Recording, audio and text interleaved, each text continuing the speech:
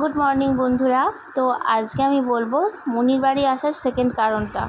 এই যে আমি রাধারানীকে নিয়ে এসেছিলাম, তো রাধারানীর প্রাণ প্রতিষ্ঠা হবে, তার সাথে গোপালদের। আমি চেয়েছিলাম বড়মার কাছ থেকে ওদের প্রাণ প্রতিষ্ঠা হোক। বড়মা মানে মনির বাড়িতে ভদ্রকালী আছে, তো তাকেই আমরা বড়মা বলে ডাকি। আপনারা হয়তো কেউই বড়মাকে দেখেননি, আমি আগে ভিডিও দিতে পারিনি, তো আজকে সকলকে একসাথে আমি দেখিয়ে দেবো। মন থেকে চেয়েছিলাম যে বড়মার কাছ থেকেই যেন ওদের প্রাণ প্রতিষ্ঠাটা হয়, তো ওই জন্য আমি এখানে এসেছিলাম রাধারানীকে নতুন নিয়ে এসে এখান থেকে একদম প্রাণ প্রতিষ্ঠা করে তারপর আমি ওদেরকে নিয়ে বাড়ি যাব। তো আজকে সেই প্রাণ প্রতিষ্ঠা করার পুজো। এখানে মা মানে আমার শাশুড়ি মা সব পুজোর জোগাড় টোগাড় করছে, আমিও করছি। আমি নৈবেদ্যর দিকটা দেখছিলাম, আর দাদি, মণি আর মা ঠাকুরের ভোগ টোগগুলো বানাচ্ছিল।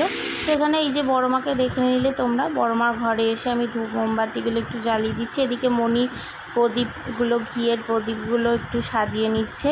এই যে আমার রাধারানী সেজে চলে এসছে, তার সাথে গোপাল, বড়মা সবাই সেজে ফেলেছে। এদিকে জোগাড়ও হয়ে গেছে। এইবার পুরোহিত মশাই আসবার অপেক্ষা, তো পুরোহিত মশাইও চলে এসছেন। পুরোহিত মশাই পুজোয় বসে গেছে।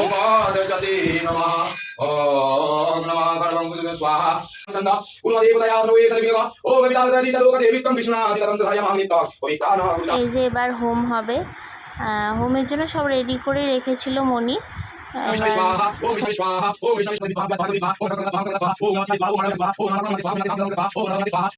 পুজো মিটে গেছে, এবার আমরা সকলকে প্রসাদ টসাদ দিয়ে এবার আমি প্রসাদ নিয়ে বসেছি।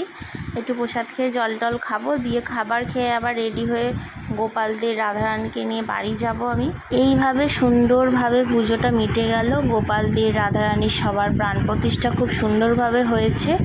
সকলে খুব ভালো থাকবেন, সুস্থ থাকবেন। রাধে রাধে।